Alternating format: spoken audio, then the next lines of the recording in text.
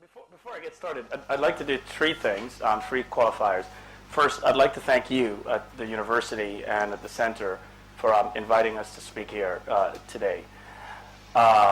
Really appreciate you guys coming out here. I mean, you could be having wine instead of listening to some guy flying from China to chat with you.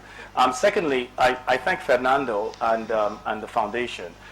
I think that the work that Banco Inter is doing with the FTF is fantastic. I think the three legs of the foundation, which is trying to understand some very hard subjects.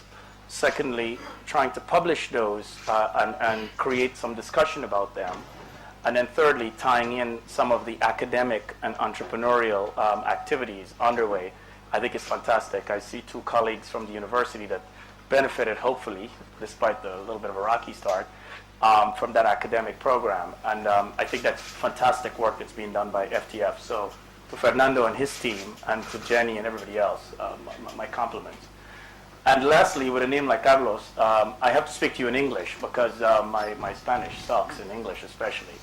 And even if I were to, I speak a few languages, even if I were to try to speak in Spanish and what I'm going to speak to you about, I wouldn't even know how to because, and it gets to the point of innovation, it gets to the point of entrepreneurship and business.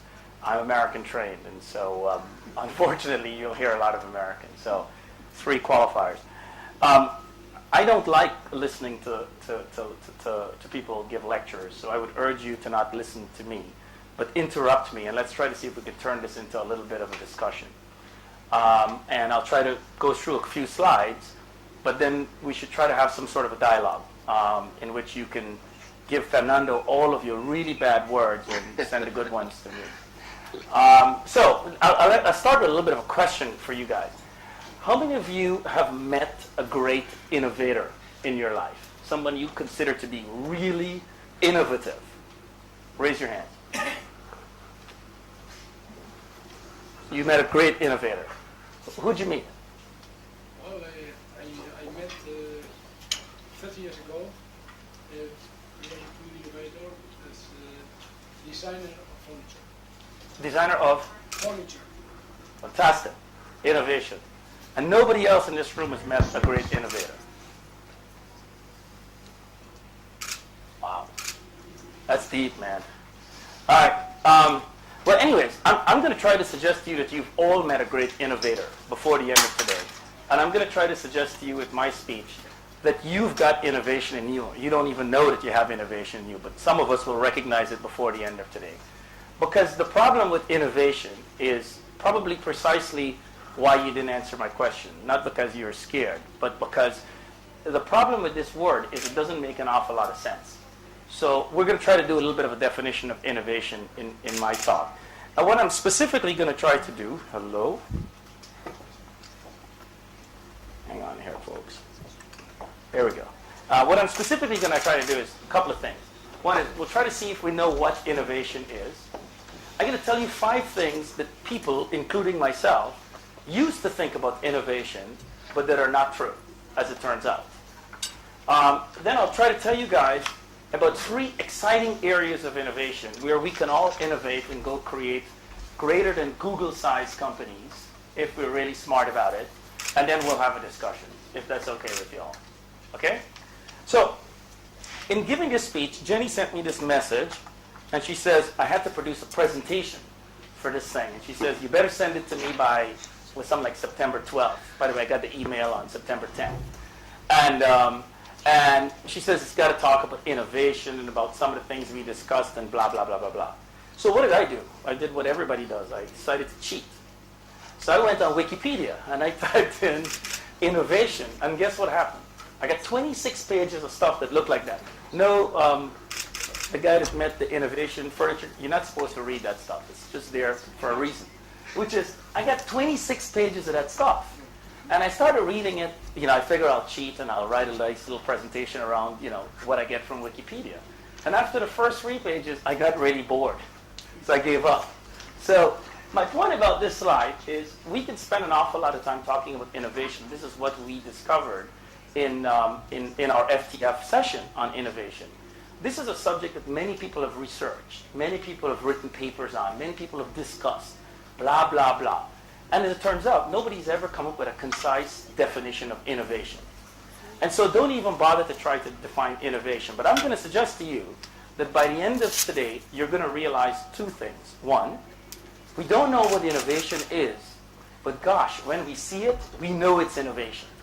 And that, I think, is the whole theme of what we spent a lot of time when we were in Madrid on.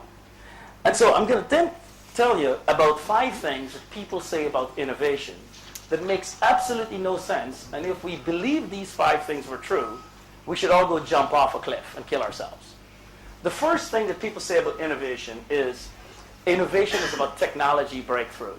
Think about the companies that we talked about, where you talk about in innovation. I would argue the last great individual innovator known to mankind was Thomas Edison. And what Thomas Edison did is he created what we know today as light, electricity, the harnessing of power for business usage. And by the way, we can't do it without electricity today. But here's what's really fascinating. Since Thomas Edison, there has not been any significant business that was created purely on scientific or technological breakthrough that is a world-leading business. I challenge you to tell me one such business that is a winner purely on a technological breakthrough basis that is a winner.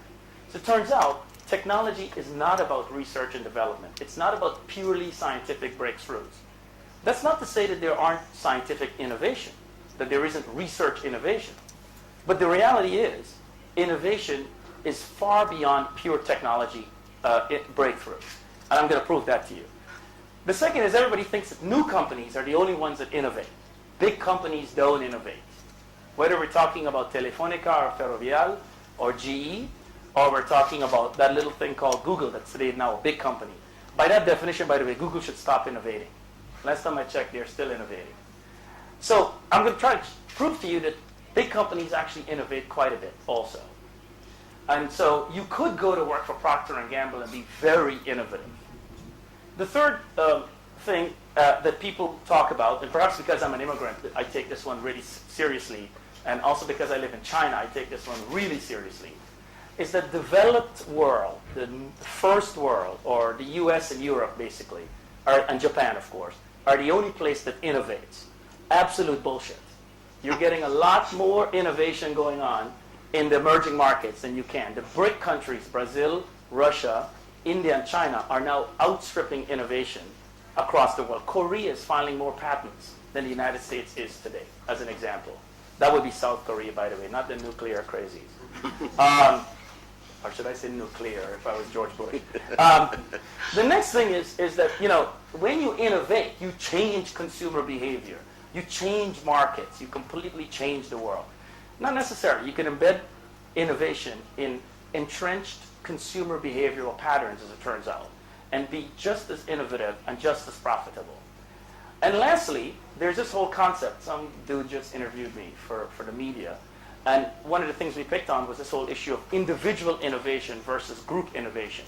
I'm going to argue, and actually something I'm really excited about, is that group innovation, the power of all of us versus the power of you, is much greater. The power of all of us is increasingly much greater than the power of the individual. And I think that's where a lot of innovation is going to come from. So we're going to just quickly go through some slides. Being an ex-BCG guy, I got to show you some charts. I'm sorry. With some numbers and stuff to make it look good.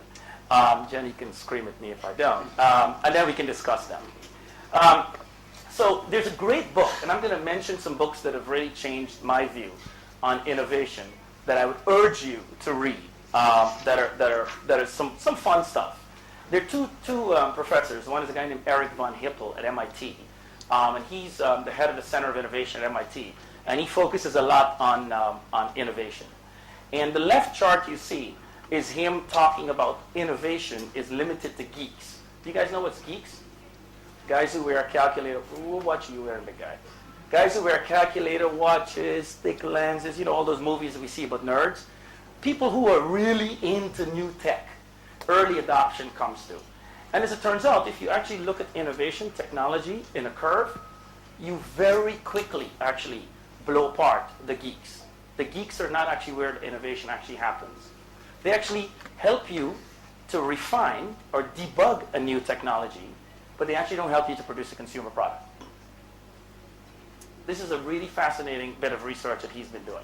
Until you don't get to mass adoption, you really haven't innovated, as it turns out. And that's why the top part of the bell curve is so important. Something that's more personal to me is about this whole question of technology versus innovation. Is we created a company that Fernando mentioned earlier called Vonage. Or if you're French, you can call it Vonage. It sounds a little bit sexier that way. And we created this company at the end of 2000, start of 2001. I used to be an investment banker before, and I was one of the guys that were part of the .com bubble /boom / whatever you want to call it. And when we created this company, it was fascinating. We went around and we were raising money for it, and every investor we talked about, they said, well, wait a minute, what's this VoIP thing you guys are trying to do? Let me understand this correctly, Carlos. You're supposed to be a smart guy, right? By the way, I didn't go to MIT. It was Carnegie Mellon, CMU. Just a little correction for the fact there. And the telecom bubble has burst. And the internet bubble has burst. And you're proposing that we invest in an internet telephone company. What is wrong with you? Here's what was interesting. As it turns out, there were a lot of internet telephone companies before that failed. We were not creating an internet telephone company. We were actually creating a broadband applications company. And we were going to focus on the customer experience, and that's what won. And that's where I started to first understand this paradigm of what we call bleeding edge. The new guys, the really energetic young guys that run up against the wall, splat, and leaves a lot of blood, versus leading edge guys who look at the wall, find the weak spot, typically, by the way, where there was blood before, because that means that's a really strong spot, not where the blood is, and go after a key penetration market. And when we created Vonage, and when my friends Nicholas and Yanis created Skype, they recognized this problem. Before, on the bleeding edge side, there were 49 companies that went before us. In fact, there was one public company at the time when we took, when we created Vonage, called Net2Phone. It was a public company. You guys are business students, so you can go look up NASDAQ N2, Net2Phone N2P. And you know what's really interesting about it? This company was a $2 billion company at the time when we started Vonage, 2001 January. And we just said, these guys don't have it right. And the reason they didn't have it right wasn't because they didn't have the right technology. In fact, their technology was better than ours. Cisco's technology was fabulous. In fact, we used Cisco's technologies to create our company. But because they didn't focus on some other key areas of innovation. The first and foremost that we focused on was quality of service. We said, you know what? We're going to use new technology to be better than the phone companies. But you know what? We better have a phone line that actually sounds like a real phone or nobody's going to use it. We focus an awful lot of innovation on what we call service management. We were the first people that allowed you to pay a certain amount of money on your credit card and you could call as much as you want. What we call the all-you-can-eat, buffet in the cafeteria plan. Knock yourself out. We were the first people that decided, you know what, as a customer, I made a phone call to this really amazing lady I met in the bar last night, but then I forgot her phone number. Shit. And you can go on the web and see your phone call because it's your customer information. Immediately. Immediately after you made that phone call, you can go on the web and look at it. You can put it in your address book if you'd like. Knock yourself out. It's your information. So we started to innovate around the customer experience, and that led us to understand that leading edge, of course, it follows technology bleeding edge players, but could be much more powerful in the marketplace. That's what we did. And that's what made Vonage. And by the way, the guys at Skype took it even further than we did. And increasingly now, interestingly enough, the old companies, the cable companies you see listed down there, like Comcast and Cox and Cablevision and Time Warner, they're doing much better than we are. They're winning, actually, relative to Vonage today in the United States. So innovation is not about technology breakthrough only. By the way, that's not to say technology breakthroughs are not innovative. You need that, too.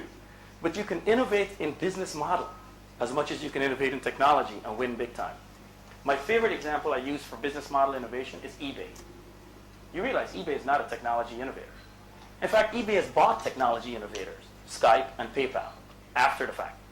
eBay was never a technology innovator. eBay innovated a business model. They made all of us go become buyers and sellers, and they took a cut of the action. An old Wall Street business model they applied to technology. And so, rule number one is it's not about technology only. Okay, the second thing is about what we call big company versus small company innovations. So Clayton Christensen has written some phenomenal books. And this is the second source I would mention if you guys want to read about great, really inspiring work. He wrote these two books called The Innovators Dilemma, and then he wrote another book called The Innovator's Solution. He's a Harvard University professor that focuses a lot on innovation. And these are two magnificent books because they focus a lot on how can you innovate, disrupt the market, and then take advantage of it. In fact, in one of his books, he spends a lot of time focused on the disk drives storage market. Do you know what's a fascinating story about disk drives, the storage? There's been 19 different market leaders over a 6-year period or a 7-year period that he examined. I think it was 19. Don't hold me to that number, but a lot of them. And here's what's fascinating. None of them were actually the same company. But here's what's amazing. The guys who were innovating below the companies were actually typically the same guys. Because they were innovating on format. The smaller the drive, the better the drive. And the chips industry has seen that. The high-tech semiconductor industry has seen that. And that's what he calls disruptive innovations. But Clayton started to really examine some other key parts of innovation. And he really focused an awful lot on what he calls sustaining a strategy. If you're an incumbent or an established company, think about a Procter & Gamble, a Unilever, an established, significant company that produces great products that we love. Gillette. How do you sustain your strategy? How do you continue to win? Gillette used to be years ago one of my clients. And you know what's really amazing with Gillette? If you use a Gillette razor as a male, chances are, very high probability, greater than 70%, that your last shave was with a Gillette razor. That means if a man uses a Gillette razor, chances are for the rest of their life they're going to use a Gillette razor. But think about how many Gillette razors we've gone through in our time. We went through to the Gillette XL, to the Gillette Mach 3, or whatever they call it. I think it was then Turbo Mach 3.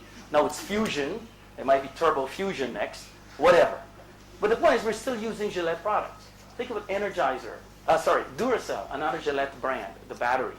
These guys keep putting out great products. The battery lasts longer. We keep buying it. Buying Duracell. It's good stuff. You know? And so sustaining a strategy requires innovation as much as disruptive innovations.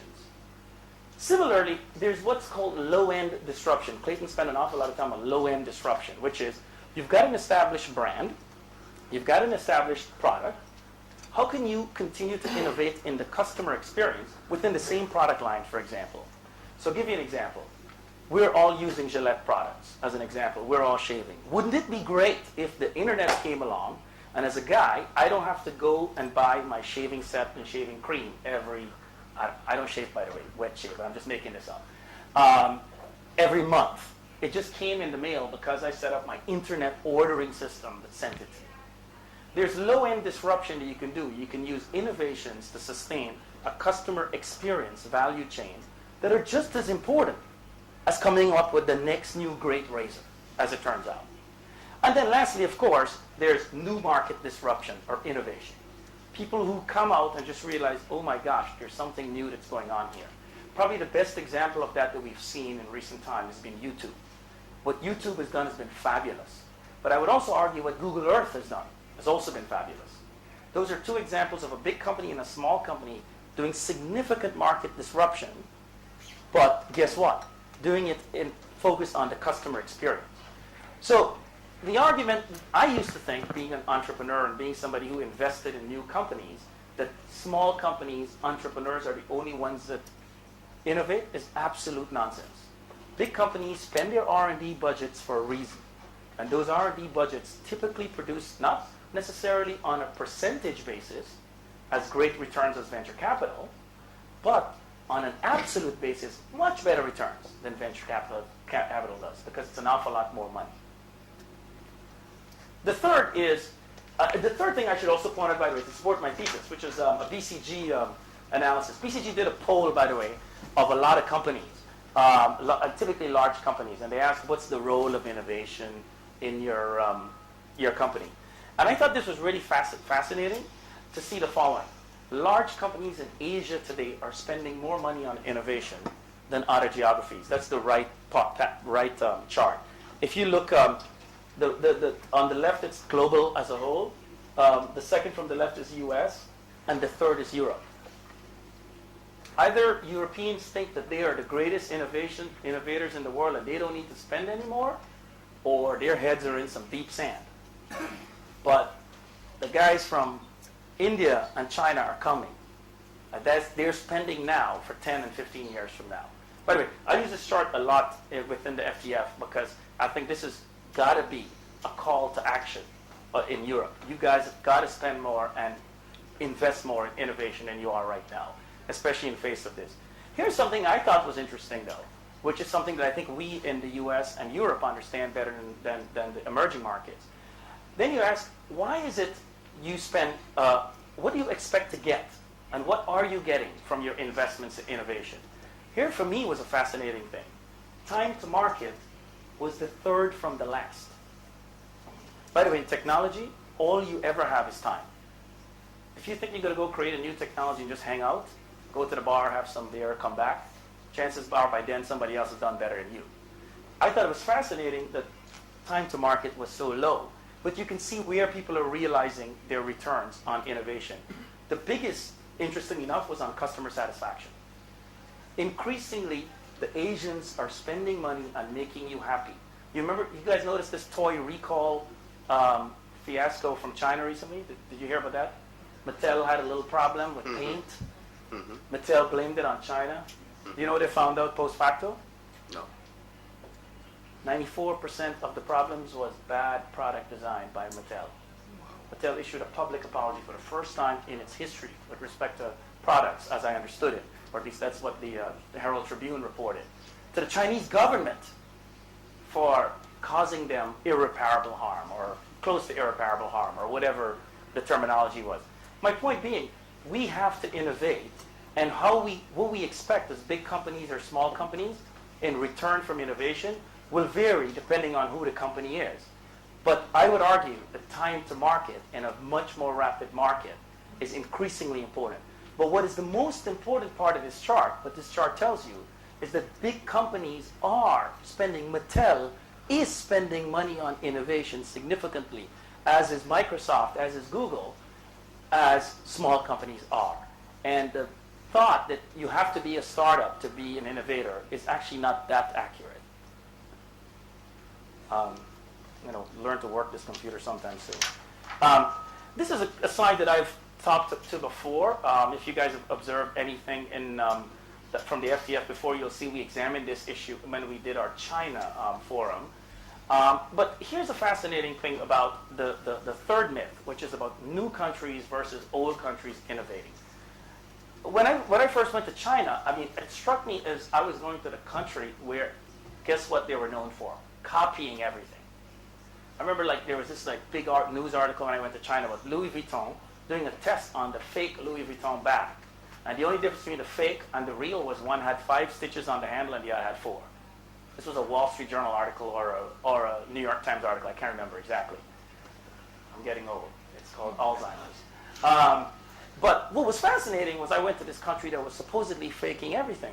And then I started doing some investments and I started observing what this country is doing. And this country started to localize some of those key products and services. And in the localization came, guess what? Innovation. And so what has happened is China like many emerging markets, is going through these 3 phases. It started out with consumption, buying technology and products and services to lay down infrastructure. By the way, today China has better mobile infrastructure, for example, than the United States does. The second thing it did is it replicated what was out there. Why? Because it had to bring down the cost structure to be able to target an audience, a customer base, that can afford less. And then now, guess what's happening? Starting with localization, there's being innovation. So here's a fascinating result of that.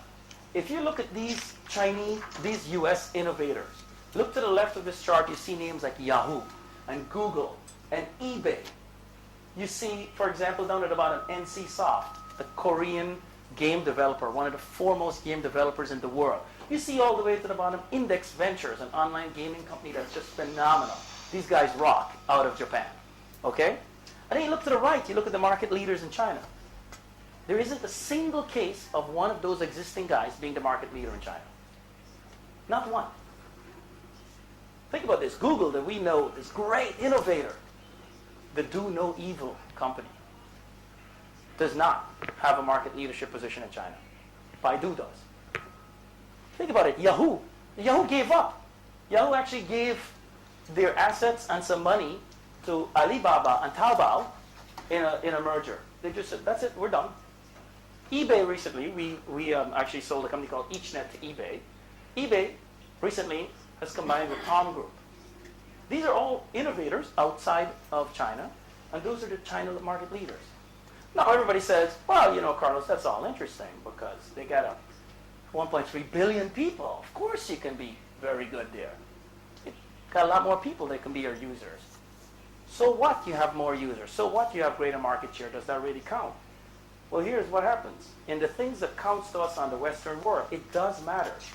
If you look at the Chinese internet companies that are market leaders, relative to their US market leaders, here's a fascinating statistic. They are close to double the operating margins of their US leaders. So these guys aren't only winning, innovating, and winning in their marketplaces, they're innovating and winning financially in their marketplaces, which, by the way, for a capitalist American, that's good news. So, as it turns out, you're going to see a lot of more innovation in the emerging markets, in the non-established countries, than I think most people think. Actually, I was really excited about seeing, just as an aside, something that happened this morning, which I think is the reverse innovation phenomenon. I was coming here and I was reading the International Herald Tribune. Jenny put me on this 36-hour flight from Shanghai to London to Madrid to San Sebastian. You're very convenient cosmopolitan to come to. And FYI, it's now 1:45 my time. And I was reading the Financial Times and I saw this plane. I'm a big, all guys like planes, so it's a plane and picture of a plane. You got to look at the ad, right? It wasn't an ad, it was a news article. And the Russians actually yesterday had the launch of their new plane. It's not a fancy jet fighter. It's a Sukhoi, which is known, by the way, for a fancy jet fighter, consumer plane. It seats less than 100 passengers, I think around 96 passengers. And guess who it's targeted at? This is innovation at its best. Remember, the Russians used to have a very, very significant aeronautics industry, right? It's not targeted right now with Boeing and Airbus, by the way. It's got to be up to 120 seats or greater to compete against the lowest end Boeing or Airbus plane. You know what it's targeted at? Embraer of Brazil and Canadair of Canada. Now that's brilliant, by the way. I was so excited when I saw this example. Imagine the Russians, the B-R-I-C there, the R in I-C. This is an established European country innovating against emerging market countries. This is good stuff. So if you can have this cycle where we innovated in the past and emerging markets adapted our innovations, and now you've got emerging markets innovating more than we are and forcing us to innovate, I think that's really positive. I think that's awesome stuff. I think you're going to see that even better in places like, for example, mobile value-added services, because these guys are jump ahead. They've established stuff later, they've discovered capitalism later, and guess what? They're jumping ahead of us. The next thing is this whole issue of, if you innovate, you're going to change consumers' behavior overnight. And I actually love this whole phenomenon. I used to be a big internet guy. I still am. I'm completely wired. I'm online all the time. I'm a little bit addicted to bits as opposed to atoms. And what's interesting about being on the internet is I remember my ex-boss years ago telling me something. Carlos, there's an upper limit on the amount of time people can spend on the internet. It's 24 hours in the day. You can't spend more than 24 hours because that's all you got, right? And so, of course, all of our plans, if you total up all the plans of all internet companies, it comes up to we're all spending, 500 hours per day or something like that. But that's another story. And we started looking at consumption patterns of users. And here's an interesting phenomenon. If you look at in China, right? And you look at internet consumption is growing extremely rapidly. It's the right curve, right, in China. And if you look in the US, look at what you see. You see the internet going all the way up, and you see a newspaper going down, right? So you go, oh my God, we are onto something great. We innovated on this thing called the internet, and let's go short all of those newspaper stocks. By the way, we should, because most of them are silly, but that's another story. So it turns out, if you really look at where money is actually being spent, look at where we are with the internet. Of course, the internet is increasing nicely. But if you sigma all of all of the items above internet, here's what happens. That number is huge. In fact, that number dwarfs it. Look at what's the biggest number. Promotions. So we spend all this time looking at these business plans that are presented to us. And guess what's really a new phenomenon because YouTube was successful and Google was successful? Advertising. Everybody gives you this business plan and, oh my God, we're going to go get advertising. But here's what's phenomenal. The best form of advertising is still meeting you just outside of this room and giving you a piece of paper and say, $50 off if you buy Vodafone for a year. Direct marketing still works, right? We're touching you in real life. And as it turns out, if you look at innovations, even though innovations are there and they are disruptive, it takes an awful long time to change entrenched behavior or established behavior. But you know what's the implication of that awful long time? Not that the disruption is a bad thing. It gives the established companies time to react. So imagine if you're a newspaper company and you turn around and you become what? A coupon company based on the internet. You know what's interesting? You're 106 to 13 in advertising spending in 2006. Even if, let's assume you lose half of your franchise, you give up 50% of the net value of your company, you're still ahead of the game. Turns out, innovations don't change people overnight, despite what you see and the fads that you tend to consume. Lastly, and this is the thing I'm the most passionate about, and I've talked too much already, which is the concept of the power of many versus the power of one. And this is a slide I'm going to use to not talk about tech and telecom and media, which I've spoken about most so far, internet. I'm going to talk about some cool, different, real-time, everyday industries that have figured out that, wait a minute, we can innovate in a different way. We can use recent innovations to really innovate. So I'm going to give you a couple examples, and I take this. I would like to give reference to a book that I really got to tell you, all of you guys should go out and buy and read. It's an amazing book. It's a cool book. It's a very easy read. I mean, it's not one of those bedtime books that you read 2 pages just so you can go to sleep. It's one of those books that you read when you get off a plane from China and you're trying to stay awake to give a speech. And it's a book called Why. It's about mavericks at work.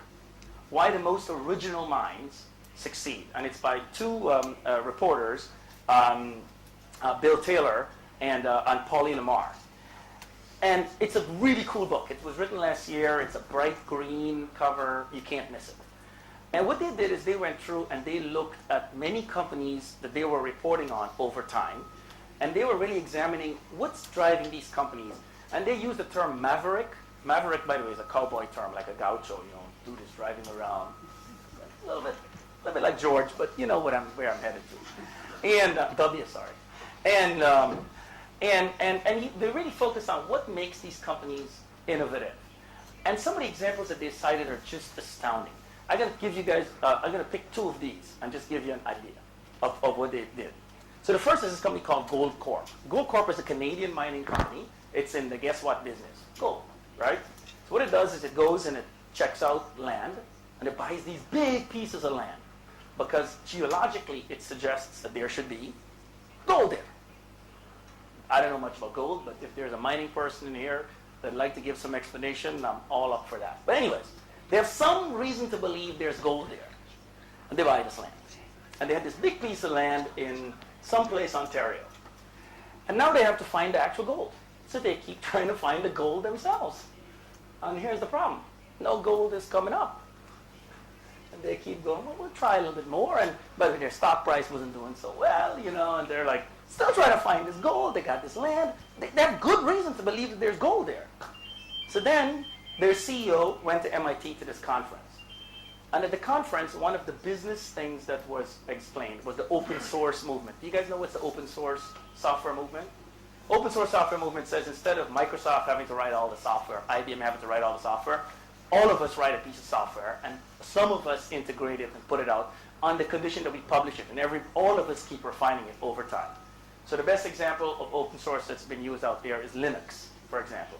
So he went to this conference, and he's reading about this open source thing, and he went, well, wait a minute, I got an idea. I'm going to open source my company. So he puts out this thing called the Gold Corp Challenge. Publishes it everywhere, and he says, you know what? Anybody who thinks they know how to find gold, I'm willing to incentivize you. So, I can't remember, I think it was like $10 million or something like that. It was a big amount of money. Whoever the winner of the competition is, whatever dimension you want to think about it, you could be a sociologist that have some insight into where the gold is under this land. I mean, I don't know, you could be an astrologer. Whatever mechanism you use, you submit your entry to the Gold Corp Challenge. And you come up with where the gold is. Well, here's what's a really amazing thing. First, I guess his people back home thought he was really kooky, Typically the research and development guys go, well, what are you talking about? We've considered every angle. We didn't come up with it. Turns out, there were 3 people that came up with some really innovative ideas. And the story wouldn't be being told now if they didn't do what? Find gold! Surprise, surprise! And by the way, they didn't consider any of the angles that, not surprisingly, it's a very respectable company. These guys got good research and development, whatever. I'm paraphrasing the story, by the way, because I just read about it, too. I don't know the dude from Gold Corp. Like I said, I don't know anything about gold. But they won the Gold Corp Challenge, and they found gold. Better than that. I think the guy quit his job, and they've actually bought gold. They've bought land around the area that they found gold, and the story goes on. But here's what I think was really amazing. So the innovation was amazing, right? You go out there, you throw it out to the web, and you go, come on, the power of all of you are better than the power of me or my little research department. Let's innovate. Oh, we did that. Awesome. Do you know what the guy did that was really innovative, I think? What I call beyond innovation. He then holds a conference of all of his gold competitors. He says, this is going to be the first gold innovation conference. And you know what I'm going to do? I'm going to publish to all of my competitors the solution. I'm going to tell the whole gold industry the whole solution.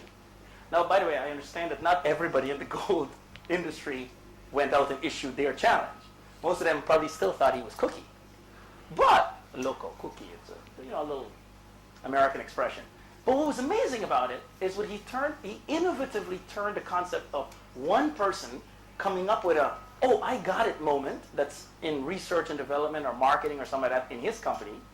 And he really managed to harness the minds of many people. Another good example, by the way, which I'm going to finish quickly, and it's paying a little bit of tribute to one of our FTF members, Dr. Alf Bingham, who was formerly from Pfizer, is a company called Innocentive, all the way down to the bottom here, which was basically a carve out of Eli Lilly, the company that's best known for what? Man, you guys are falling asleep. I'm the guy that just flew in from China. What's up with this? I mean, Viagra. Lilly is known for Viagra. That's the big innovation Lilly had recently. Don't even get a laugh out of the guys in the room, dude. Fernando, what are you doing to me, man? I was thinking in diabetes. See the difference between us? They also have a great product with See the difference between us? This is why he's trying to get me married. But they did something that was really cool, actually. Internal to Lilly, they would be developing these drugs. And as you know, pharma development is a very expensive process. You have to go through these phases, and when you actually get to the phase of trials of the drug, it actually is very expensive. You're betting big dollars on whether the drug will succeed or fail. And it's no in-between. The drug doesn't maybe work, because nobody takes a maybe working drugs. Either it works or it doesn't work. So when you're putting $500 million into something, it better work. Or that's a big don't work. And they had these problems in some of their drugs that they called showstoppers, meaning everything is going well except there's this one thing. let me not go with the Viagra example, but you know, you can figure out where I'm headed on that one. And so they decided they were going to do something that's really interesting. They're going to create a network where they were called a seeker, or someone that's looking for, and they're going to have solvers out there. And they publish the problem. They, of course, take out all the sensitive information, They reduce the problem down to either the chemistry or the biology or the physics or the biochemistry or the whatever the core issue is, and they publish it. And they say, you submit your answers.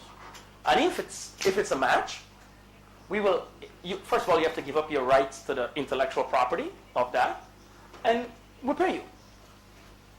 And what was amazing about this company is it becomes a network, and then Lilly realized, wait a minute, we can do that for the whole pharma industry. So they spun out the company. It's a company now called Innocentive, based in Boston, Massachusetts. That's actually the CEO is this guy I just mentioned, Alf Bingham, who's one of our board members at the FTF. And here's what they started doing. They started doing this for all pharma companies. And they said, wait a minute, but we can do this for any kind of scientific company as long as you can define the problem, right? The trick is defining the problem, right? And making sure the intellectual property stuff, etc. works. So they did that. This company is growing like wildfire right now. It's actually changing the way pharma research is done. What's amazing, it's interesting, it's actually changing the way research is done and work is done in pharma industries, because here's an interesting side phenomenon. All the guys that were working in research in those pharma companies went, wait a minute, what happens if I become an independent solver rather than be a researcher in some big pharma company?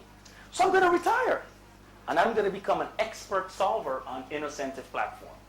It's changing what R&D looks like in a pharma company fundamentally. And without getting too socialist here, which I'm not, but I'm a heavily capitalist, it starts to have people putting their effort to work beyond just innovation, but innovating for causes that make sense.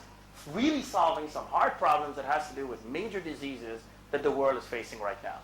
And so my only point about this slide is to say, with the power of the net, which is communication, it's now facilitating this concept of innovation coming from all of us, or many of us, or a large number of us, rather than one of us having a eureka moment, jumping out of a bathtub, like what's his name did, and declaring that I know something about science or technology.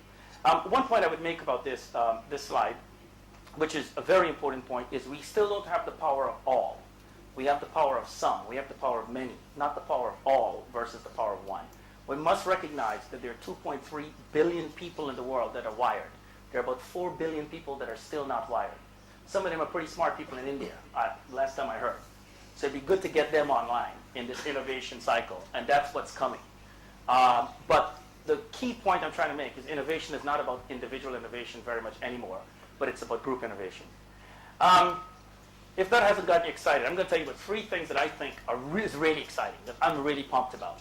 So one of the things that the FTF tries to do is sit back and say, so instead of some dude showing up with an orange tie and a black suit and telling you about what he's experienced so far, that's interesting, and it's something that when I go to these forums, I really hate people telling me what's happened in the past. I actually don't like the past. The past is boring. It's over. It's done. You can't do anything about it. I actually don't even like the present. I mean, I'm kind of having fun right now, but anyways, the present doesn't really work. The reason is the present becomes faster the past than it is a reflection of the future. So I'm a big fan of the future.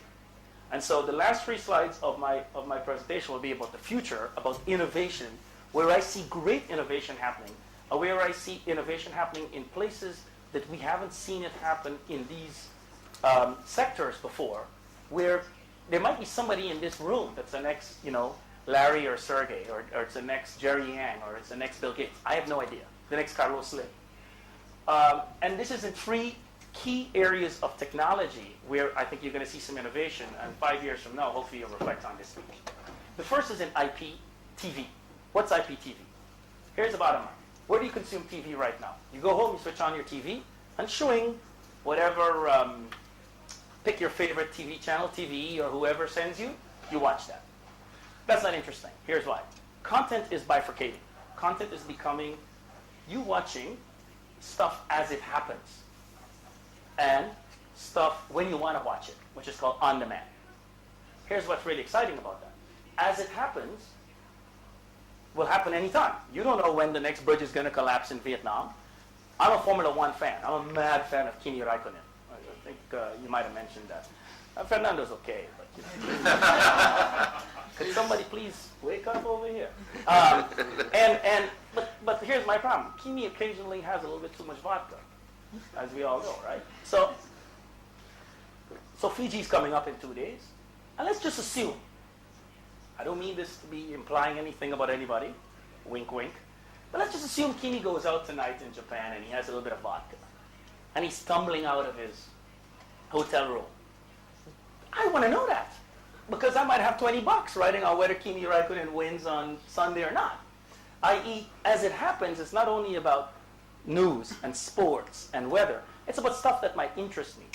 More and more and more, that content is migrating to where you are when it happens. And where you are is where your mobile phone is. So here's what's amazing. We all have the opportunity today to create a killer TV channel on a subject matter that at least 200,000 other people are interested in. So let me give you a very simple example. Do you know of a dedicated channel that's dedicated to Fernando Alonso today? About everything he does? No, doesn't exist. But you can go create one right now.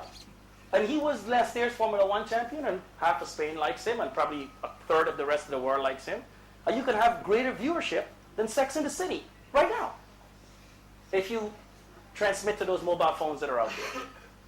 The concept of a big percentage of the world being wired and being able to express their interests and pulling those interests down, or being served those interests in a nice customer package on an open IP network, is really powerful.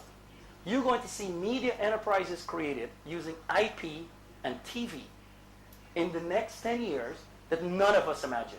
And we think we've seen it with YouTube. We think we've seen it with MySpace. We think we've seen it with Facebook. We think we've seen it with Flickr. Ain't happening, because those are still mass audiences. Turns out, when you serve me what I want to see and when I can pick it, I'm having a good time.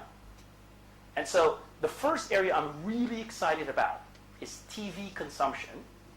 TV consumption is actually going up, but a new form of TV. TV delivered on open networks to your device that you are always there near to. Fernando keeps his phone on, by the way, when he goes to sleep at night. So if I send him stuff about his favorite hero, Fernando Alonso, he's watching it. The next thing is mobile. I think I'm excited a lot about mobile, and the reason I'm excited about mobile is I think we went too far in the extreme of being excited about virtual lives. We all care about I'm Bhola99 at yahoo.com, and we stopped realizing that people spend most of their life in real life. Like I mentioned earlier, giving a coupon is a lot more important than, guess what, sending you a TV ad, or guess what, sending you a little ad on the side of your Hotmail account, as an example. I think what you're going to see on mobile phones is a whole class of applications that start to really talk to you in your real life and giving you applications that help you in your real life. And my favorite example of that, which has to do with mobile and has to do with location-based services, is the following. And it's a little bit crude, so if you have any sensitivities, please close your ears for now. So I go through Chinese airports when I'm flying internal to China, and I stop in the bathrooms of Chinese bathrooms. Now you might ask, am I a pervert? No, I'm not. Do I like? No, it's a long story. Anyway, so I stop in bathrooms for one reason. I've actually observed the phenomenon. In the last 19 months, I've never gone into a Chinese bathroom and not heard somebody speaking on their telephone. People will be in the bathroom speaking on their telephone. No. I don't want to really know what they're talking about, but what's interesting about that? What's interesting about it is that phone knows where that person is. That phone knows that person is, for example, going to be later getting out of the airport. That phone knows that the car that's picking up that person, or the bus that person is taking, is going to be missed, or going to have to go around the airport one more time, or whatever the case might be. But the actual mapping of the location of that person, or where that person is at a point in time, and adding a real-life application around it, get me home as quickly as I can because I just arrived at an airport, or make sure I don't have to stand in the rain while the bus arrives, the next bus arrives, or tell me, whoops, the bus is pulling up now, is really important to me. Another great example is I'm stuck in traffic with my mobile phone. And my mobile phone has a GPS chip. And I'm stuck in traffic with all 30 of us. 30 of us are stuck at the same traffic light. It's a really good idea to alert one of the 3 map providers, Teleatlas, MapQuest, or Google Earth, to tell the person who just is checking the route, the direction, to go from point A to point B, to avoid that traffic light, because for some reason, 40 of us are stuck there, as an example. Location-based services are providing the power of us to be combined in applications that we haven't even thought about today. And I think that when you have these little key drivers, like open networks, many points of locations, and real-life applications, I think that gives us the opportunity to create so many applications that could be so useful, and they can come from anywhere. Today, innovation can happen anywhere in the world in those regards. So again, because I'm tech, media, and technology-centric, I focus on things like mobile and IP and location-based services and media. But I think similarly, as you think out of the box, I think you might want to think about the power of all versus the power of one. So with that, I'll summarize. I think what I think I said, I don't have a definition of innovation, and I will not be so arrogant to suggest that I have one.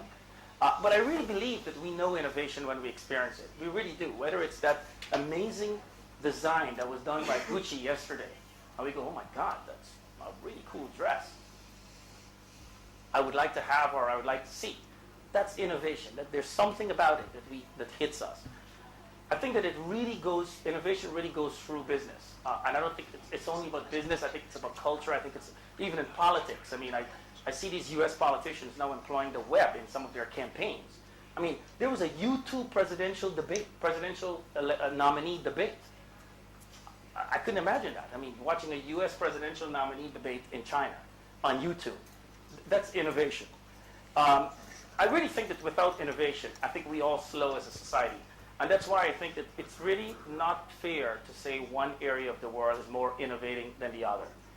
The fact that a place might look beautiful and be a little bit sleepier doesn't mean there's not innovation happening. I think innovation is like blood. It's like oxygen. Without that, we're not here. So people innovate in their own ways, and we should recognize that and actually invest more in that. I mentioned many times, I think we can all innovate together now through networks rather than individually. We don't really need to do it individually anymore. And lastly, I really like some of those areas that I'm looking for innovations, that I'm willing to invest in innovations in some of the areas that I mentioned earlier. So with that, I thank you for your time.